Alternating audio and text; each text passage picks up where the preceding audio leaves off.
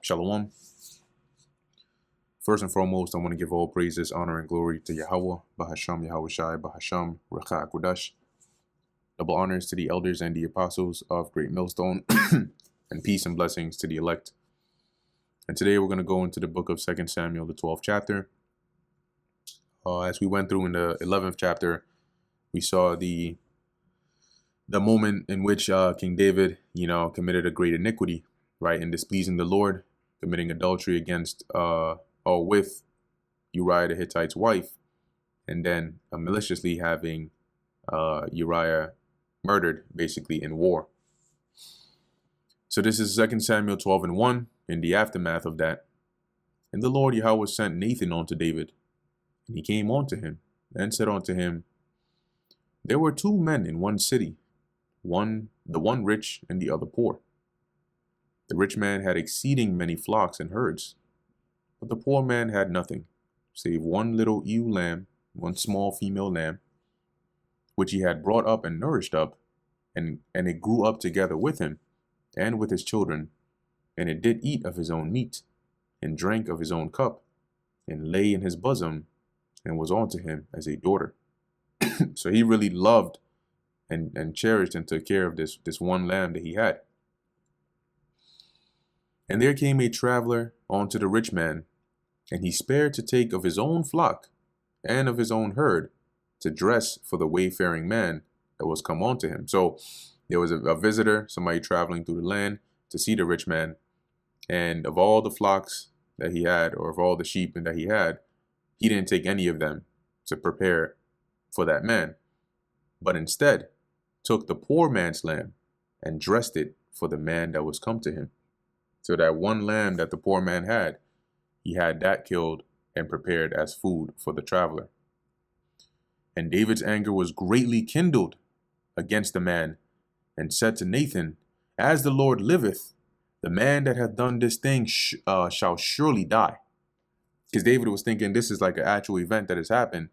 Like who's wicked ass would do something like that? And he shall restore the lamb fourfold.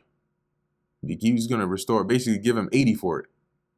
Or fourfold is kind of like 4 times as much. Let me say that instead of fourfold. Because he did this thing, and because he had no pity. And Nathan said to David, Thou art the man. Thus saith the Lord Yahweh, God of Israel, I anointed thee king over Israel, and I delivered thee out of the hand of Saul.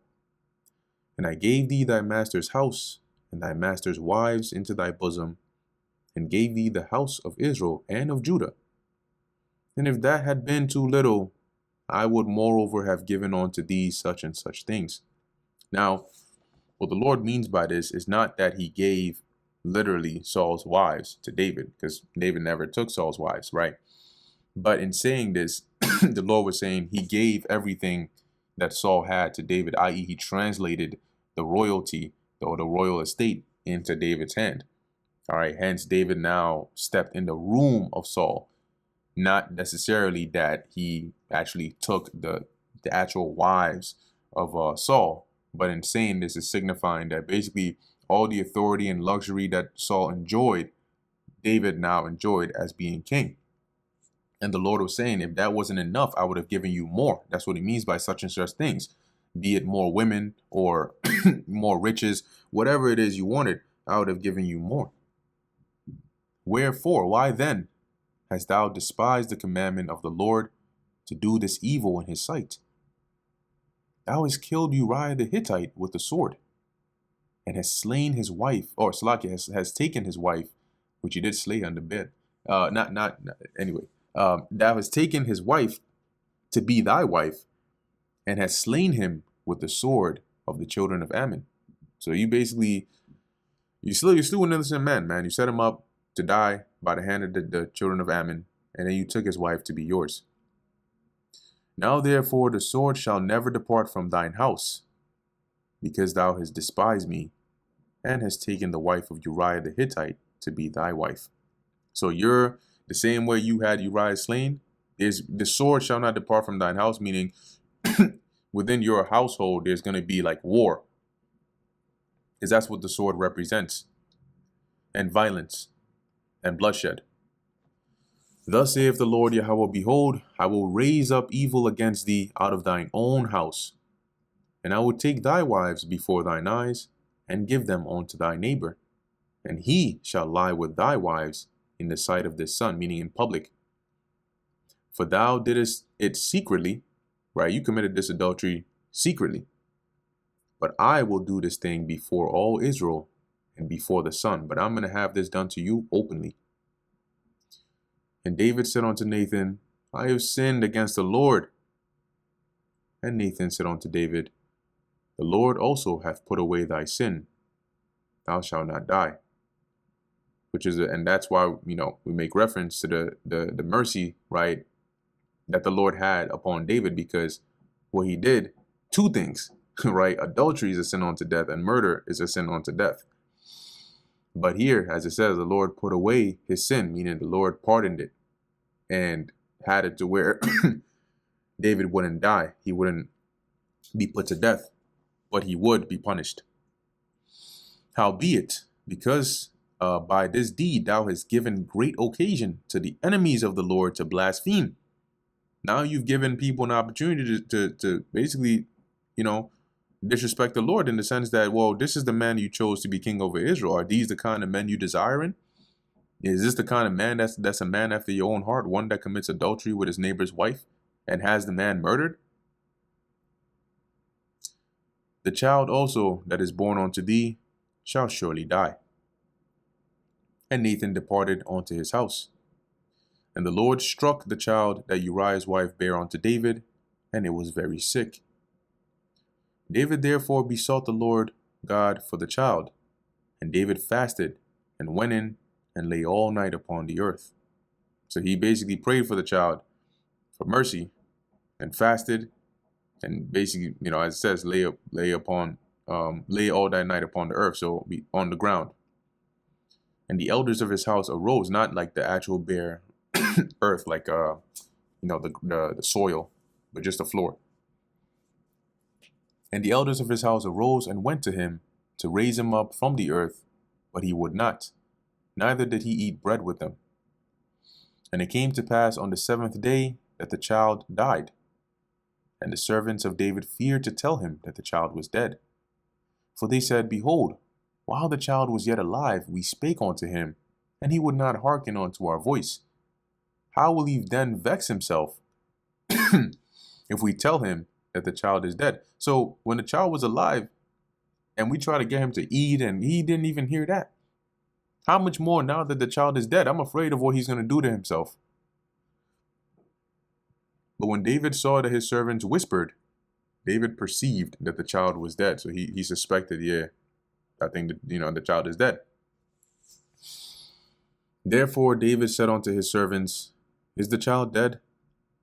And they said, he is dead.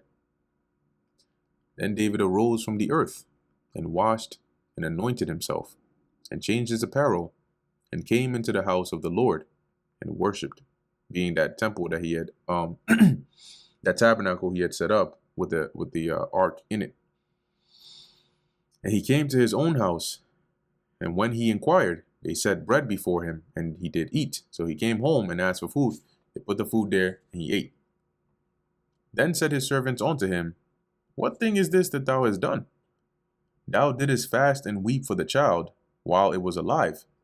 But when the child was dead, thou didst rise and eat bread? So when the child was alive, you were weeping and fasting, and now that he's dead, you're eating? You're like, they were confused, right? To say, like, usually you would be mourning because the child is dead. It would make more sense to be fasting now. And he said, while the child was yet alive, I fasted and wept.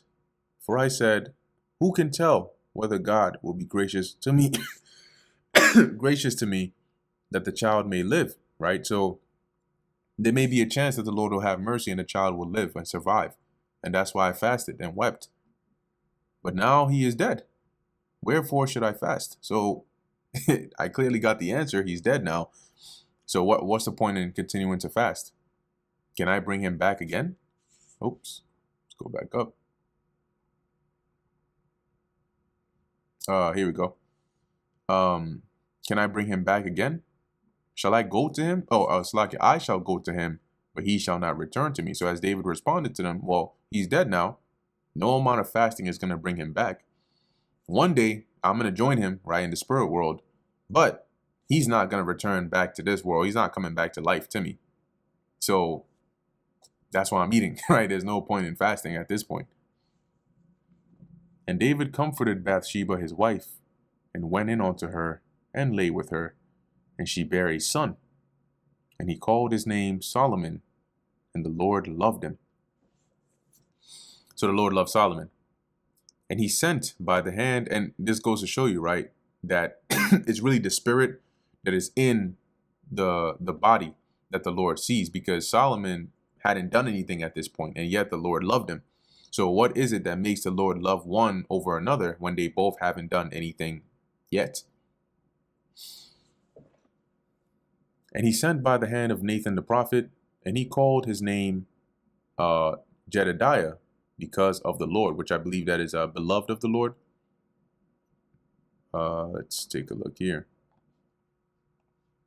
Yada Yada, beloved of the Lord, Yahweh. A name given to Solomon through the Nathan the prophet. Now, that wasn't his official birth name, right? But it was a name nonetheless given to him. And Joab fought against Rabbah of the children of Ammon and took the royal city. And Joab sent messengers to David and said, I have fought against Rabbah and have taken the city of waters. Now therefore gather the rest of the people together and encamp against the city and take it, lest I take the city and it be called after my name.